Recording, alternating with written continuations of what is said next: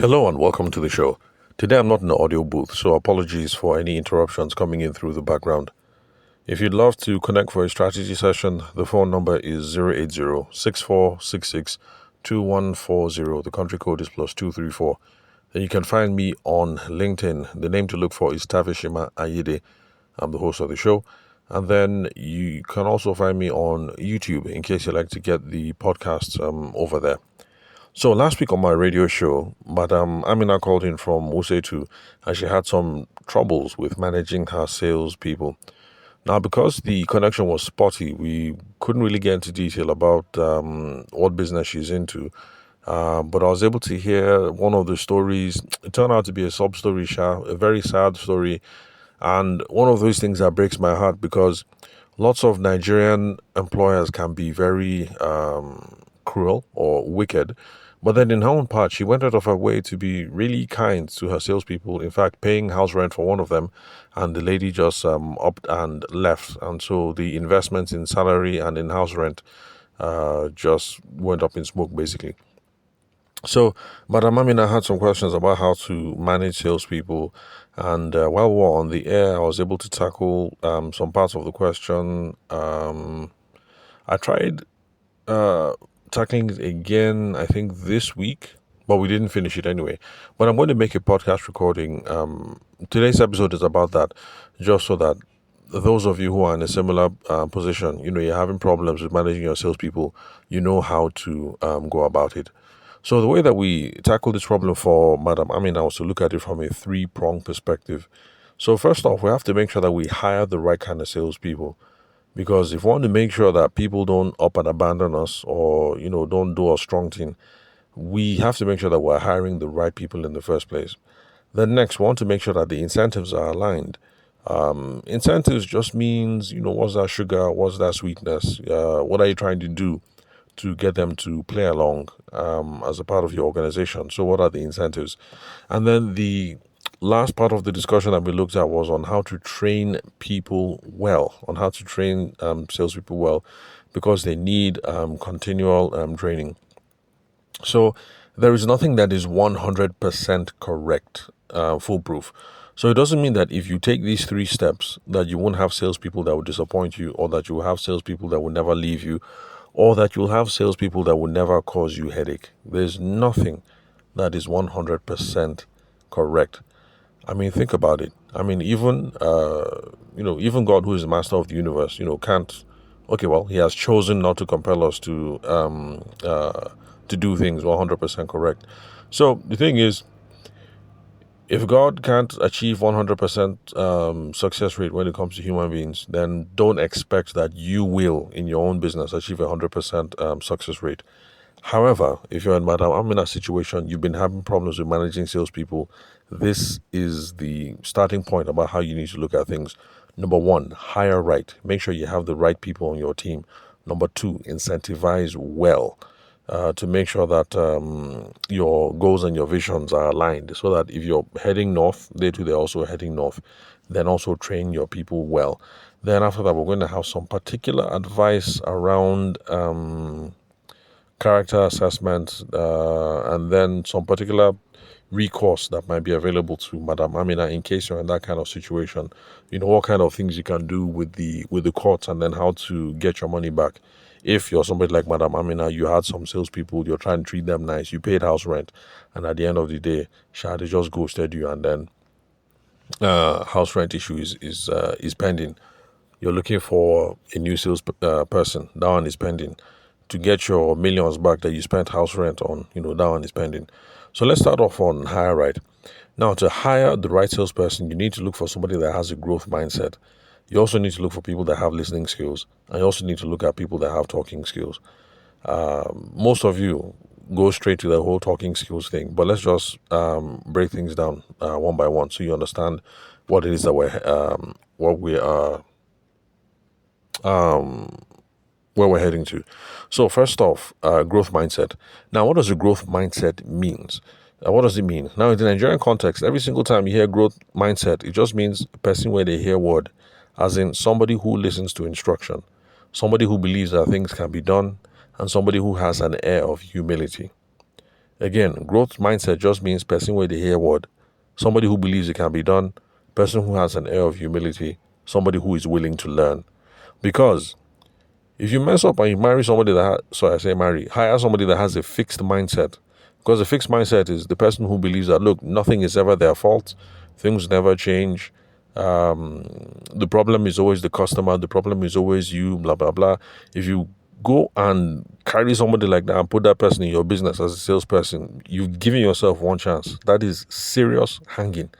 Like you do high jump, you just hang yourself in the air. Like you're in a serious predicament. There's nothing you can do apart from sack that person. Because people who have a fixed mindset, you can't shake them. That's just how they are. Is either they were born like that, or when they were born, their parents, I don't know, maybe their parents messed them up or something, sure. But that's just their factory settings, their default. You can't change it. Well, you can change that, but it's hard. So that is why I advise clients that it is better to make sure that we hire the right person first. Then we now train them on other things. Some people like to look at technical expertise. So if you're hiring, let's say you own a shop that sells paint. Some people want to hire somebody who knows everything about paint. They know the different kinds of emotion. They know the different kinds of this, the different technique, the everything. You want to hire the paint specialist. Now, that's not a bad idea. But the thing is, you hire a paint specialist, but the person has a fixed mindset. That guy will mess you up severely. Seriously mess you up. Because if the client says, oh, I don't like this, it should be like this, the person with the fixed mindset will say, no, I am the pro, I am the specialist. Okay, customer, chill where you are. I will do this thing my own way. Now, I'm not saying that we should bend to whatever it is that the customers want. But the thing is, if we don't handle these things the right way, customers leave some situations not feeling heard, not feeling validated, not feeling appreciated. And that is what limits their chances of coming back for repeat business. Because the money is made when people come back and do business with us again or refer us to somebody else. So if you run a paint shop and somebody comes and buys paints and everything, at the end of the day, you give them the bill is like 900K, and you're like, God has done it for me. See, the thing is that 900K is not really the sweet money. The sweet money is if the client comes and she drops 900K now, and then she now calls you in 4 months to say, okay, that my last house, I finished building it, but now I'm building another house in Guzape, so how far can you guys come and paint that thing? Now, that is where the sweet money comes in, because she dropped 900K 3 months ago. She's calling you up now. This one is possibly maybe like 1.5 or something. And the reason why it's a sweet money is because the first time she came in, you had to advertise, you had to hustle, you had to all kinds of things to get people into the store. But then the second and the third and the fourth and the fifth time that the woman comes into the store, that is easy money. That is money that you are not chasing. It is money that you woke up and you are thinking, Kai, what will we do today? And then all of a sudden, this person shows up. And then the deal is easier to close, because if everything was sweet the way that she worked the last time and she trusts you guys and you guys had a good relationship, it makes it easier to close this sale now. And then if she starts referring people to you, the thing becomes even more sweeter. So when we're in sales, what we're looking at is customer lifetime value. We're looking at repeat business, repeat purchases. We're looking at referrals. That's where the sweet money is. So it's not just that somebody will come and drop 900K on us today. Bam. That means things are good. We're trying to see how somebody will drop 900K in January. Maybe they can drop 1.5 in September. Maybe next year they can drop maybe 400,000. But in between, they have been sending more people to us that have been, giving us, 150K, 1.2, 300, all those kind of things. That's where the sweet money comes from. So if you hire somebody who is the expert, but the person has a fixed mindset, the guy will totally F up your business. So in my own opinion, I tell people that, look, when it comes to medicine and all these other technical stuff, hire the right person. So if you run a hospital, please hire the doctor that graduated first class. But when it comes to sales, on the other hand, hire the person who has a growth mindset. Hire the person, person where they hear word. Hire that person first. You can hire that person and then now start training the person that, okay, look, for paint, this is emulsion, this is gloss, this is Evostick, this is that, this is the best for this is the best for that. for this kind of wall, upstroke, for this kind of wall, side stroke, for this kind of wall, downstroke, for this kind of wall, use roller, for this kind of wall, use cement blaster. You now train the person on technical stuff. That is the kind of person who is amenable to working really well in your business. So please remember, this is contextual. If you're hiring for a professional, if you're hiring an engineer or an architect or a lawyer or a doctor, hire the person who finished first class, who knows their stuff. Because if you hire the engineer who graduated 2-2 and then they finished the building, or the architect finished 2-2 or third class or pass, and they finish the building and the building collapses, it's going to be on your head. Police will be after you, governor will be after you. It's on your head. So when it comes to these technical professions, law, medicine, what else? If you're looking for a pilot, please go and hire the best pilot possible. Whether they have growth mindset or fixed mindset, make sure you hire the best pilot. Because if you go and hire that pilot that graduated with a pass, or let my people go degree, and the plane crashes, it's all on you, right? But when it comes to sales, look for the person that has a growth mindset first, then now train the person upon the other things. So for Madam Amina and other people in that situation, we should be looking for people who have a growth mindset. Another thing is that people who have growth mindset, like, I'm with it, let's grow, let's do this thing. Those people also have more, what's the word? I don't know what the word is of, like stickiness. They hang around, they give it a shot, like, I started it. Let me finish it. Let me just see.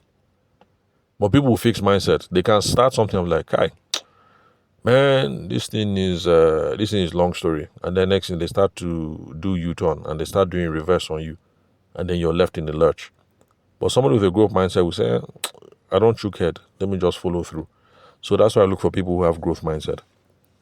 Then, of course, you need to listen to hire people who have listening skills. Listening skills are important because, well, first of all, you want them to listen to you because you're the orga. You're the one who knows the best way to sell your product or your service, in theory. You've been selling whatever it is you're selling for, 10, 15, 20 years. So you know what's up. You know who the best customers are. You know the best lines to use. You know the best ways to toast people to buy the product or the service. So they should be listening to you. Listening skills also come in handy because you also need to listen to the customer and figure out what the customer values, what the customer thinks is important.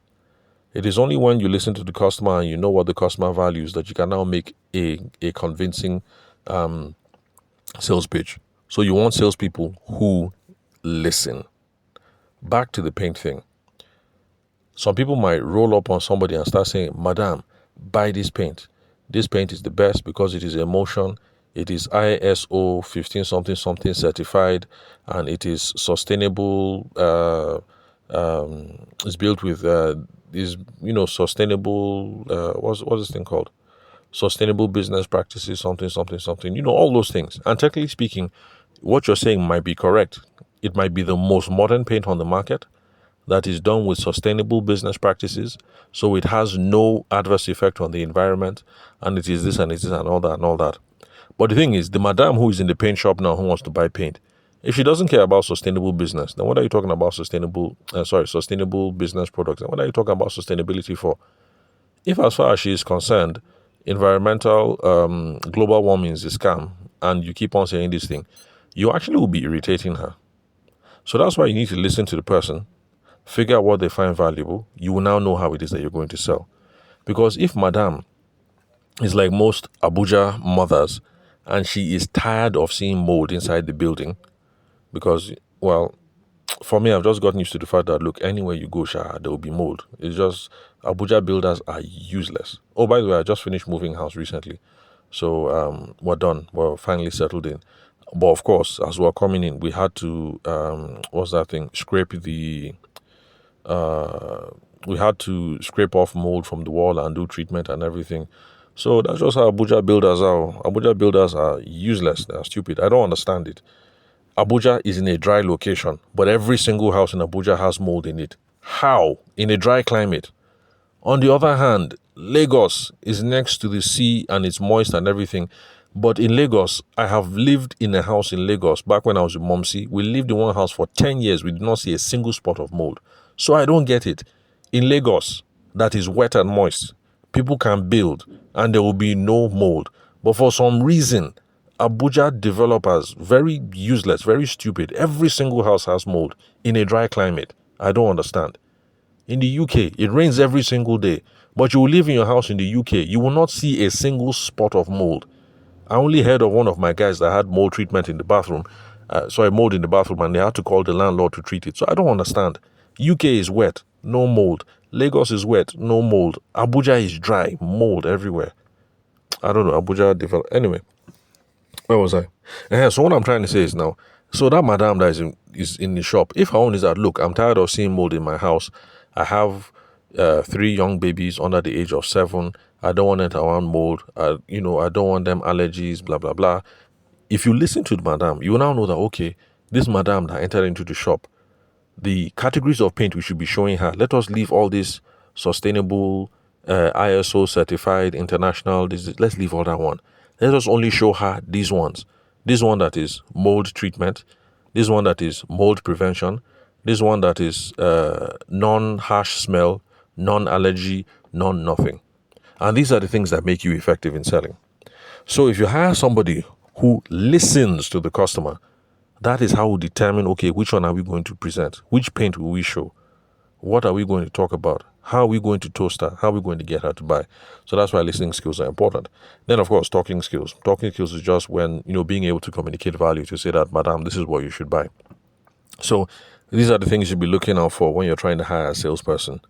But please, make sure you hire a salesperson that has a growth mindset. Because with a growth mindset, they will listen to you. They will take dressing. They will listen to the customer. They will also hang around for longer. Because people who have growth mindset, when they start something, they must finish it, or at least they must push it to a logical conclusion. Somebody who has a growth mindset is going to say, look, when I started with this company, I said I was going to achieve this, I was going to achieve this, I was going to achieve that. They will do their best. If they have problem, they'll come and meet you and say, okay, line manager, I beg, I don't hook. Yes, we agreed on this, but to be honest, this is where I'm struggling. And you guys will have that conversation. Somebody who has a fixed mindset will say, like, I beg, I don't tire. I can't go and kill myself. And then one day they just won't show up to work. You will now be calling them, phone number switched off and blah, blah, blah. And for some reason, it's becoming like a problem, even Nigeria too. And look, if you're listening to this podcast, it's dishonest. Stop it. If somebody hires you to work for them, this whole thing of, I beg, you just don't show up again, like, it's absolute rubbish. I don't get it. There was one person I was consulting for, that one of his staff one day, she didn't show up to work. And, where is she? We picked up call. She said, that she's stressed, that she's taking a mental health day. Taking a mental health what? See, mental health is important. But the thing is, when you decide to work for someone, you have contractually committed yourself to working for a certain number of days. So show up when you said you're going to show up. If you can't show up, you tell the employer ahead of time that, boss, madam, blah, blah, blah, I won't be able to come on Friday because things happen. I can't come on Friday because my house flooded, God forbid, or Popsy died, or, this or this, or that, or, okay, they snatched my bag so I don't have tea fare or something. But call ahead of time. You don't just take mental health days, or you don't just resign without telling anybody. It's absolute madness. Absolute madness. Okay, so next. Incentivizing people. Now, Madam Amina, she did something that was really, really nice, because she gave them salary, and once in a while she was also... Sorry, one moment. Sorry about that. I record these things on my phone and a notification came in. I just wanted to be sure I was up. Because now, this is how I make a living. So if I'm making a podcast and somebody calls because they want to give me money, you best believe I'm going to pause the recording, deal with them first, collect deposit, and then I'll get back to you guys. Where was I? So what Madam Amina did was, she used to give them extra money, stuff like that. So, bless her heart, Madam Amina was trying to do the right thing. But when you hire people, this is the best way to look at it. Don't give people a salary that is unrealistic, and then every 2 weeks you're now adding something, or I take 500, or I take recharge card, take this, take that. When you're dealing with salespeople, just give them a living wage straight from the beginning. so that there's no excuse. What is a living wage? It depends. A living wage in Abuja is different from living wage in Kano, because I remember when I was serving in Kano, the guy whose house I was squatting in, I said I wanted to contribute to house rent because the guy had a 5-bedroom house. Was 5 bedrooms. So I said, look, this nice house, everything, I want to contribute. The guy said, look, there's no need. I said, sir, please, I want to contribute. He said, look, I don't understand. You're coming from Lagos, and you know that if it was in Lagos, we'll be paying millions for this kind of house. But here, there's no need. I've paid for 3 years. I said, okay, sir, I'm just curious. How much was it? He said, this 5-bedroom house, Abi, how much do you think it is?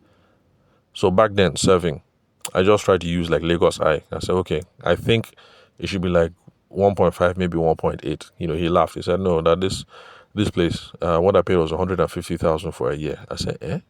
He said, yeah, but 150,000. Kano is an easy place to live in. Now, this was 2008 when I was serving, or 2007, 2008.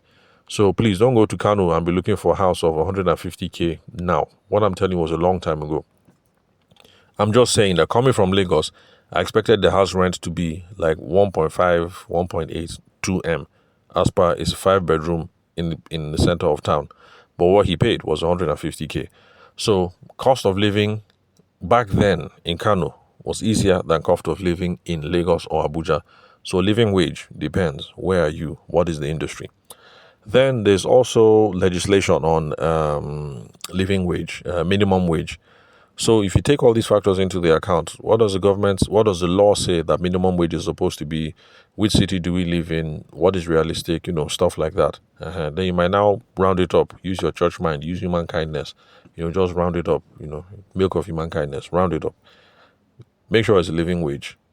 But this whole thing of you have salespeople, and then today you say, I take recharge card. Tomorrow you say, go and buy bread. Next tomorrow you say, go and buy akara. After that you say, take this, your transport. So, none of that. Just give them living wage. Bam, one time.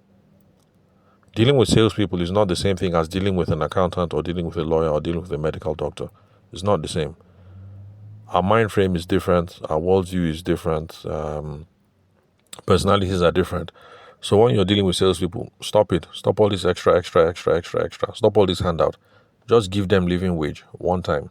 Manage them. Now you go do your job. Although traditionally, this is what is done. You give them a base fee, which is not much. Then you now compensate them whenever they do something that has a big upside. In other words, traditionally, you might say, okay, architect, your staff, let's say you run an architecture firm. Okay, no, how will I put it? Yeah, let's say you run an architect. No, let's go back to the paint thing. So you have an accountant on staff because you sell paint. So traditionally, maybe you pay your accountant 250K every month, fixed. Because of that, you think you can pay your sales staff 250K every month, fixed. Well, there's some parts of the world in the West, North America in particular, where people are trying out that experiment. So I'm watching to see how it goes, and I'll let you guys know. But traditionally, what you do is the salesperson will now have a low base. The base is just, let them have credit, let them have TP, let them have something to eat. But then the big money is going to come when they close a deal. So accountant, you can be paying the accountant 350K every month. But the salespeople, you can say, look, we're giving you a base of 150K every month. Every single time you close a deal, you're getting 10% on that deal. So that's what motivates salespeople. So the salesperson is collecting 150K every month. At the end of the year, that means the base has 1 point something. And I'm not good at math. So that's 1 point something as a base. But every single time you close a deal, that's 10%. So the salesperson can go out and find business of maybe like 2M, and then you give him 10% of that. 2M is 10% of 2 million should be what? Is that like 200,000 or something? Well, you get my point. So there's the base, but then if they work very hard, they make plenty of money. If they don't work very hard, they don't make much money. So traditionally, that's how salespeople are compensated. But either way, it is not a good idea to be dashing salespeople money and to be giving them things on a, how will I put it? It's not a good idea to be giving salespeople money that is not a reward or things that they have not earned. Yes. So if you want to say, Oga accountant, well done, oh, take this one, go and buy small chops, that's different. But for your sales team, if you're dropping stuff, it should be tied to output, it should be tied to merit, it should be tied to reward. Yes, we want to be kind, but I'm just letting you know that your accountant is not the same as your salesperson. So this whole thing of salespeople taking their owners for granted when you try to be kind, these are some of the ways where we start seeing trouble. So if you're going to give them a salary, just make sure that it is a living wage, one time, bam. And then there's no take this, top up this, that. Give them a living wage and manage them. Or do the traditional thing, which is give them a low base and then give them high upside. That will motivate them to sell more. Like in insurance, because I tried selling insurance for a bit. In insurance, depending on the firm you work for, you find that the base is rubbish. Maybe it's like 50K a month or 100K a month or something like that. But it's not much, very low base. But then the commissions are very, very sweet. So there are some people who don't even know what the base is. Because for them, commission, that is what they're chasing. So there's some industries like that some people don't even know their base because the commission is what they're after. So there's some people who live that way. That maybe in January, commissions can bring in 500K, maybe in February, 200K, in March, maybe 1 point something, Yes, it's up and down, but that's what motivates them. Now, this is the difference. An accountant will never work that way. An accountant will say, look, give me my money. 350K flat, January, February, March, April, May, all the way to December. A salesperson is okay with making 2 million in January, 2M in January, then maybe 200K in February, and maybe nothing in March, but then maybe in June, 700K, and maybe in July, another 1M. So for salespeople, they're okay, up, down, no problem. Feast and famine, salespeople used to it. Other people, they just want their money. So a doctor, you can't pay a doctor on commission. A doctor will say, look, I don't care how many clients I see, pay me my salary.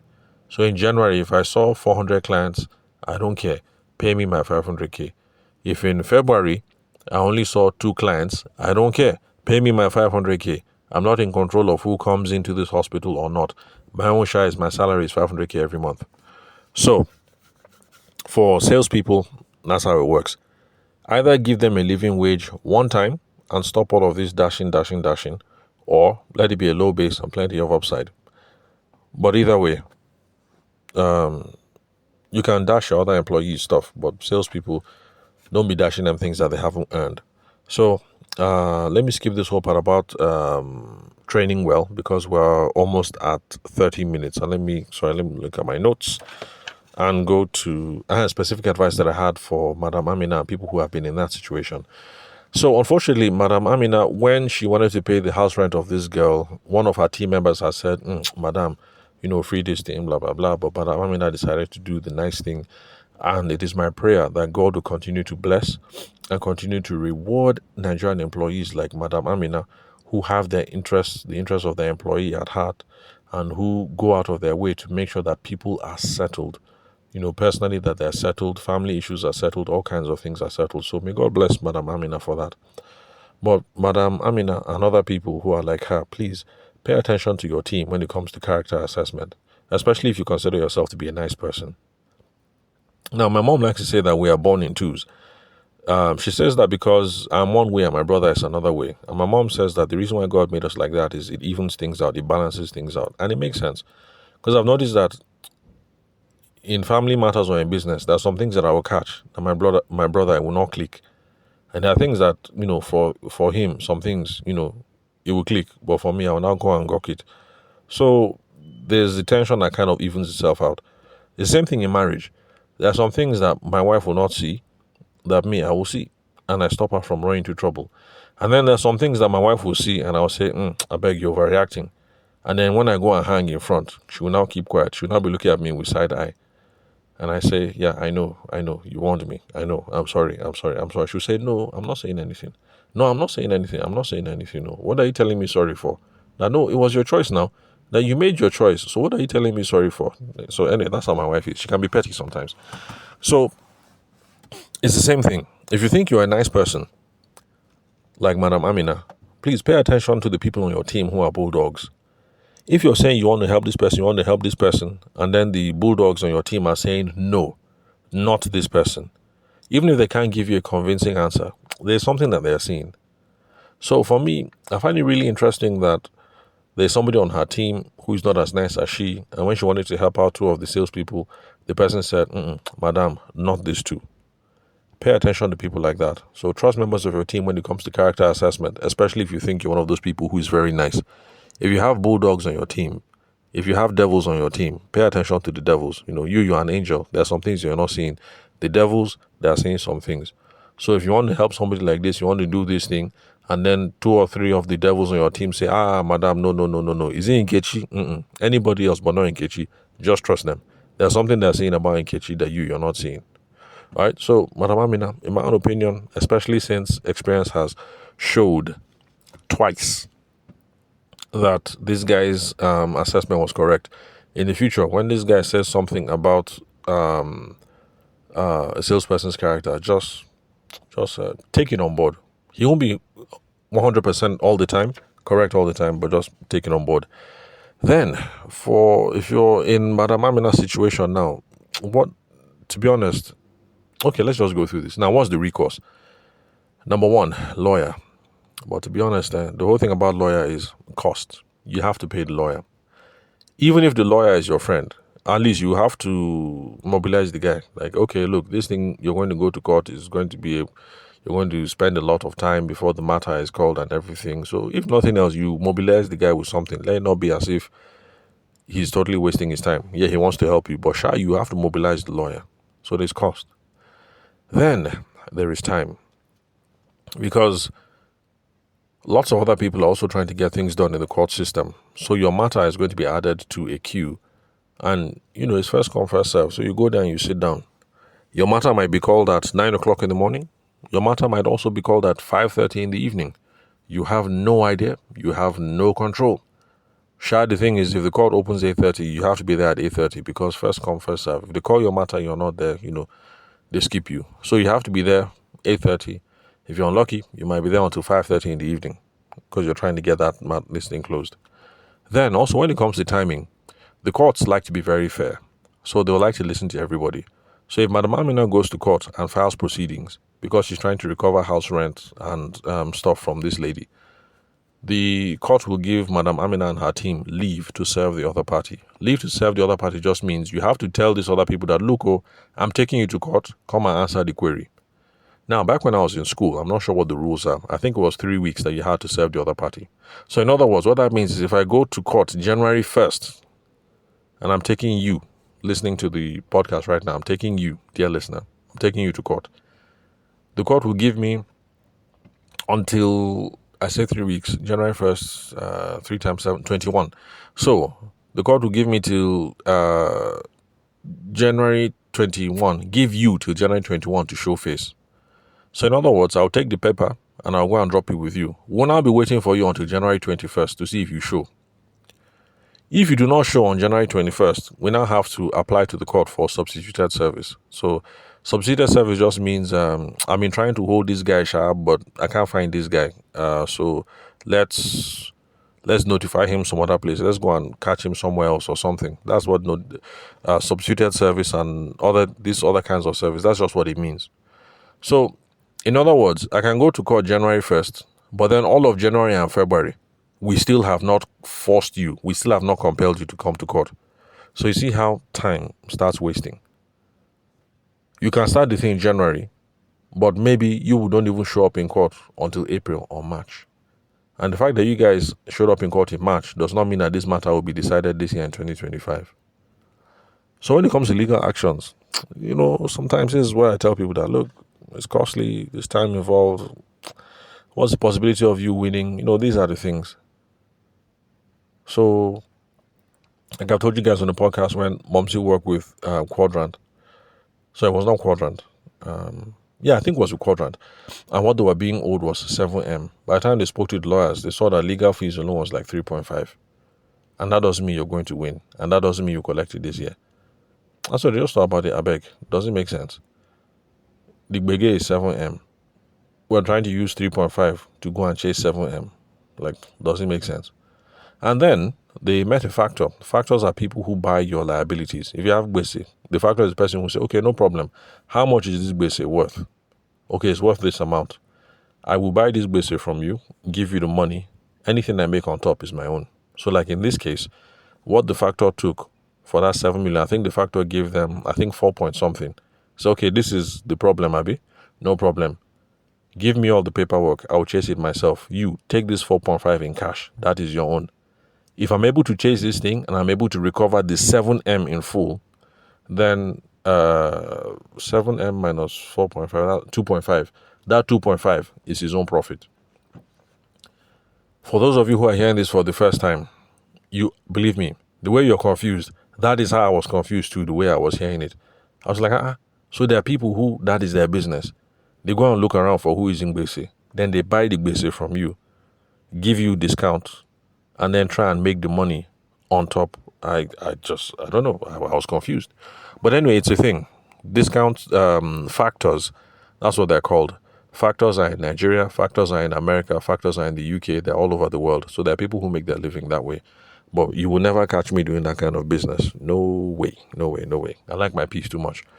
So that's how they settled it. They made a factor instead who gave them 4.5 clean and went with it. So if the guy was able to recover the 7 million, then it was a good deal. That means he made 2.5 on top of the whole thing. So yeah, that's my advice when it comes to lawyers. It's all a matter of cost. How much are you going to spend? How much time do you have? What's the probability of winning this thing? So it depends. But Madam Amina, yeah, that's an option that's available. Go and get a lawyer and go after this babe. So at least if nothing else, the money that you spend in house rent, at least you collect that one. Then, I prefer soft touch.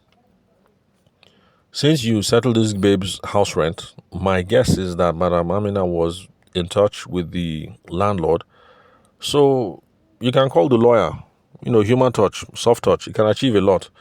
Hey, Oga, I say lawyer, the landlord. Say, Oga, landlord, how now? This is me, the person that paid the rent for Nkechi 2 months ago. So, madam, yes. Nice to meet you. I hope there's no problem. So, yes, so there's a problem. Have you noticed that Nkechi is no longer at that house? Nkechi is not there. Yes, so Nkechi has left Abuja. She said that her mother told her to come back to the village. I said, okay, no wonder. No wonder I've not been seeing the lights on at the property. Maybe we even go to the property, you check, you now see that the property is vacant. And then you reason with the landlord that, look, Oga landlord, Nkechi has done me strong thing. So, this money that I paid for high rent, I beg, I want the money back. With human touch, there's a way that you can reason some of these things. There are some things you can work out. The landlord might say, madam, that 2 million you gave me, I have spent it too. Then you guys can now enter into a discussion. Now, okay, you know what? Since this house is vacant, it means you can still rent it out again.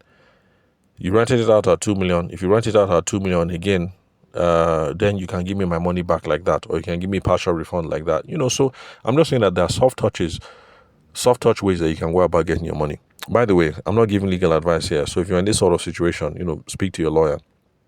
But I'm just trying to let you know that legal recourse, that one day, you can go to the court. Soft touch, that one is also there. If you're in this situation, you can see how you can partially recover something. Even if you go and talk to the landlord and you get half the money back, the landlord says, okay, you know what? Let's see if I can rent this thing again. He rents it out. He gives you 1M. It's better than nothing. It's better than losing 2 million outright. Then also I did some research. If Amina is a Muslim, if both parties are Muslims, there's a Center for Alternative Dispute Resolution run by the Sharia Court of Appeal. That is also another avenue that is available there. Alternative dispute resolution just means this quarrel that we have, let us solve it, but let's not enter court. That's just what alternative dispute resolution means. By the way, please, those of you who are lawyers, I'm sure some of you will be angry saying that, look, my definitions are being too simple. Yes, my definitions are being too simple, but I'm just trying to explain things in a way that ordinary non-lawyer people will understand. Because alternative dispute resolution eventually, at some point, you have to get to the court to enforce the matter, but it's a much quicker process of trying to solve quarrel. So lawyers, please don't be angry. Let me just educate my people right now who are non-lawyers. Alternative dispute resolution just means this quarrel between us, let us solve this quarrel, but let us not enter court. So, Madam Amina, if you're a Muslim, I'm assuming both of you have to be Muslims to go to the Center for Alternative Dispute Resolution. That's under the Sharia Court of Appeal. Is it Sharia Court of Appeal? I can't remember. Sorry, forgive me. But Google if you're in that situation. Then there's also the National Industrial Court of Nigeria. They have offices in Abuja and Lagos. They have an ADR center, Alternative Dispute Resolution Center. Remember, ADR just means this quarrel that we have, let us solve it without going to court. So the National Industrial Court, they have a center where you people will just step aside and go and solve this thing. It handles disputes between employees and employers. So Madam Amina and staff, you guys can go and quarrel your stuff. You can go and talk about health and safety and welfare and all these sorts of things. Now, the only thing I didn't do in this research is I didn't research whether it's available to big businesses, or because there's some things that work best for, big businesses, maybe like Zenith Bank kind of business, millions and millions of employees, and they don't quite work for small situations where, you're selling paint in your shop is you and you have 10 salespeople. So I didn't do that. But I just wanted to say that beyond this whole thing of, let me check my notes, hiring right, incentivizing people and training people, if you have already entered, you're now stuck with this troublesome salesperson, there are things that you can do. You can go meet your lawyer. There are ways you can do soft touch outside of court. And then there's alternative dispute resolution, where you try and settle the matter with trained legal professionals, but you guys are not doing it in court. That is what makes ADR run a whole lot smoother, because the person who is trying to settle the matter is a lawyer. So, the person, the arbitrator or the mediator, the person is able to think quickly that, okay, legally this was involved, financially this is what is involved, this and this and that, and you'll be able to solve things a whole lot smoother. So that's all for today's episode. It's close to 45 minutes. Let me just bring that to a close. But bottom line, my prayer goes out to Madam Amina and other people in that situation, because currently I'm working with a client who is based in Benin, who is also dealing with one of these sorts of issues. The person has said, look, I'm tired, I'm going, they've disappeared. Meanwhile, you've paid salary and, things like this just hanging in the balance. Now, this is not what I do professionally. What I do is I solve sales problems. I help you to increase the profitability of your team, the effectiveness of your sales team. I help them handle conversations better. But I'm knowledgeable on some stuff, and then of course I know some other professions that I can refer you to, because it's normal in this business that you're doing something and maybe there's an accounting challenge. I'm not an accountant. I might know one or two other accountants. I say, okay, go and talk to this person. They will help you out. So it's also the same thing. We're also trying to help this guy reason this thing and come to a solution. So my heart goes out to Madam Amina and other nice employers out there, because the problem is this: by the time somebody does you strong thing one time, like Madam Amina, does you strong thing again 2 times, like Madam Amina, if it happens the 3rd time, it now happens that people like Madam Amina might now become those employers that everybody hates. Like they're tight-fisted, they don't trust, they're wicked, they're inhumane. Sometimes this is how these people are born. And this is why we ought to be careful, those of us who are employees, because sometimes we are creating the very employers that we do not like. There was one lady like that who used to come clean my house. This was a long time ago. What we negotiated was, I can't remember what we negotiated anyway, but she used to do anyhow. But then she went outside and she went to go and meet somebody who was going to be paying her 35k a month. This was a long time ago. I mean, now 35k a month is not living wage anymore. So this was long before fuel scarcity increased, long before this, long before that. In fact, somebody might even say that for a cleaning lady, if she negotiates 35 with somebody and negotiates, 35 and she's cleaning 4 people's houses, that it might not be a bad deal after all. So she now negotiated 35 with somebody, but that person required her to work Monday to Sunday. from 7 o'clock up until 6. And if she came in at 7:05, the person started reducing the money. Meanwhile, the amount we negotiated, I can't remember, Sha, but I think it was maybe close to like 20. I only wanted her to come once a week. And that once a week, I only wanted her to come like around 9, 10. And, I wanted her to leave the house, before the kids come home by 2, 3. But somehow she thought, where was I? Anyway, I guess what I'm just trying to say is that employers who end up being very strict, very wicked, very whatever, I guess they weren't always born that way. So that madam who said, look, it's 35,000, you must be here from 7 to 6. It's probably because these sorts of things happen to her. So please, when we're dealing with employers, let's try and be on our best behavior. Let's not try and create any Frankensteins. And if you're like, Madam Amina, you're trying to do what's right, may God continue to bless you and provide for you and help your business to grow. But also, you try and do one or two things to make sure that you don't get hurt in the business. So hire the right people, incentivize them well, train them well.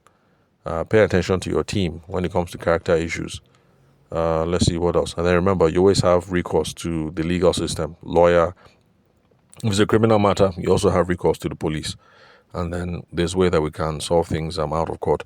So that's it for today. Thank you very much for your time and attention. If you'd love to connect with me for a strategy session, a business audit, or you have some questions you'd like me to answer, the number is 080-6466-2140. The country code is +234 for those of you who are not Nigerian. That's my WhatsApp number as well. The name to look for if you want to connect with me on LinkedIn is Tavishima Ayede. Thank you very much for your time and attention. I'll catch you guys at the next episode. And remember, if you don't like Spotify, if you're a YouTube person, just check for me on YouTube. You find the channel there. All 1,050 something videos are currently up and available. So thanks for your time and attention. I'll catch you guys at the next episode.